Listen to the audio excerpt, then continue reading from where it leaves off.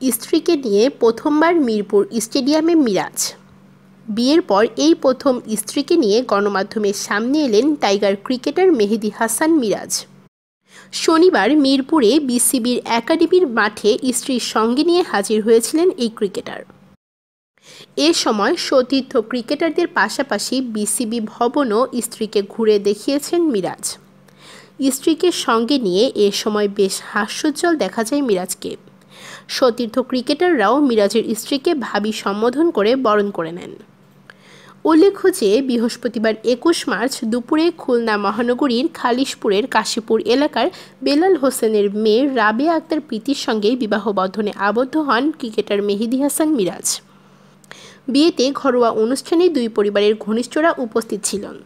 পরিবারের সদস্যরা জানান, নিউজিল্যান্ড সফর শেষে দেশে ফিরেই আকটটা সেরে রাখার কথা ছিল মিরাজের।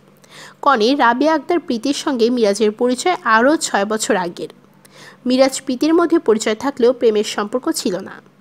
মিরাজের নববধূ প্রীতির বাবা হেলাল হোসেন একজন চাকরিজীবী।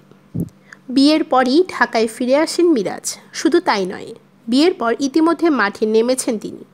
চলমান ঢাকা প্রিমিয়ার ডিভিশন ক্রিকেট লিগে আবাহনী জার্সিতে এরই মধ্যে ৩টি ম্যাচ খেলেছেন ২১ বছর বয়সী মিরাজ। এবার মিরপুর শেরেবাংলা জাতীয় ক্রিকেট স্টেডিয়ামে সস্ত্রীক দেখা গেল মিরাজকে। ৬ এপ্রিল শনিবার স্ত্রী রাবেয়া আক্তার প্রীতিকে নিয়ে মিরপুরের হোম অফ ক্রিকেটে আসেন তিনি। এই সময় মিরাজের মুখে ছিল লাজুক হাসি। সতীর্থ ও মাঠে যারাই উপস্থিত ছিলেন তাদের সঙ্গে স্ত্রীকে পরিচয় করিয়ে দেন মিরাজ। মিরাজের বাবা জালাল হোসেন জানিয়েছিলেন, অনেকদিন ধরেই মিরাজের বিয়ের কথা ভাবছিলেন, কিন্তু কবে করবেন ঠিক সময়টা হয়ে উঠছিল না। বিশ্বকাপের আগে পাওয়া লম্বা বিরতিটা কাজে লাগাতে চাইছে সবাই।